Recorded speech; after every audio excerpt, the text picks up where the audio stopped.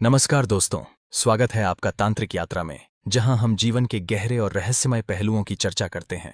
आज हम बात करेंगे उस रहस्यमयी और अद्भुत शक्ति की, जिसे तीसरा नेत्र कहा जाता है। यह सिद्धि योगियों के लिए एक अनमोल धरोहर है, जो ध्यान और साधना के मार्ग से प्राप्त होती है। तो चलिए, आज हम इस रहस्य की परतें खोलते हैं और कुंडलिनी जागरण के रहस्य को समझते हैं। तीसरा नेत्र सुनने में ही एक अलौकिक शब्द लगता है, लेकिन क्या आप जानते हैं कि यह केवल एक आध्यात्मिक अवधारणा नहीं है, बल्कि यह एक वास्तविक और अनुभवात्मक सत्य है। योगियों के अनुसार मानव शरीर में 7 ऊर्जा केंद्र होते हैं, जिन्हें चक्र कहा जाता है। इन चक्रों में से सबसे महत्वपूर्ण चक्रों में से एक है आज्ञा चक्र, जो हमारे माथे के बीच स्थित होता है। यहीं पर तीसरा नेत्र स्थित है।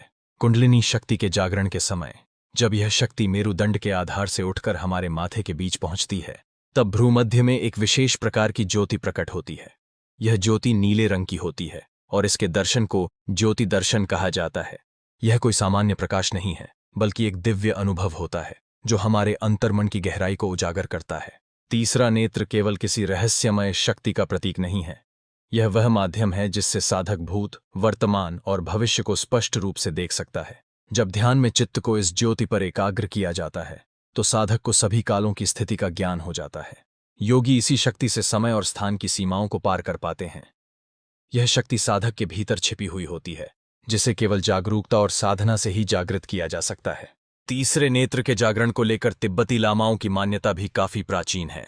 तिब्बती लामा बाहरी क्रियाओं द्वारा इस ज्योति को जागृत करने का प्रयास करते हैं।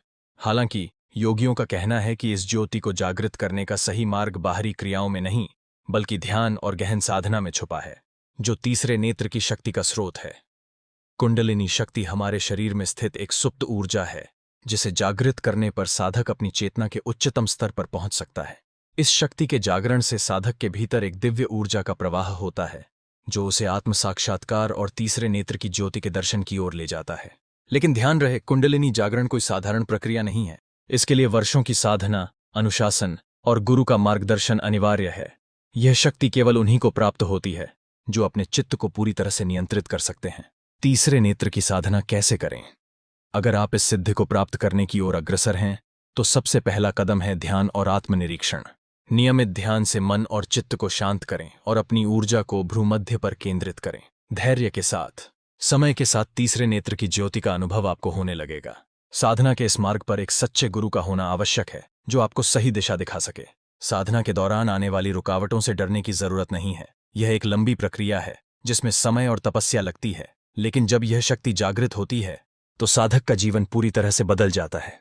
तो दोस्तों, यह था तीसरा नेत्र और कुंडलिनी जागरण का रहस्यमय संसार। हम सभी के भीतर यह शक्ति छुपी हुई है, बस जरूरत है उसे पहचानने और जागृत करने की। अगर आपको हमारा यह वीडियो पसंद आया हो, तो हमें लाइक, कमेंट और सब्सक्राइब करें, जहां हम और भी गहरे रहस्यों की चर्चा करेंगे। तब तक के लिए नमस्कार।